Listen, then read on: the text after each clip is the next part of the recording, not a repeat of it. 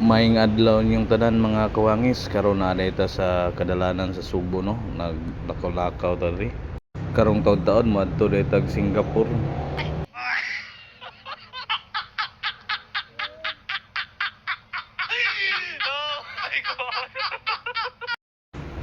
So ningon ani ra kaduol ang Singapore mga kawangis, gikan Cebu kay Baklay ra. So moadto tag Singapore mga kawangis kay natay dakong kaliyukan dito o katuyuan. Mutabang data o repack sa mga relief goods para sa mga kaigsunan nato nga napiktuhan sa linog sa northern part of Cebu.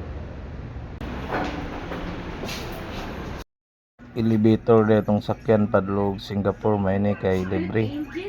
Abot na ta mga kawangis, Singapore na ta. Mao din ni ang atong tabangan karon og repack mga kawangis no.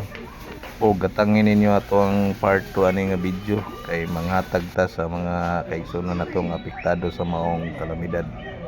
Diri lang sa mga kawangis. Bye bye.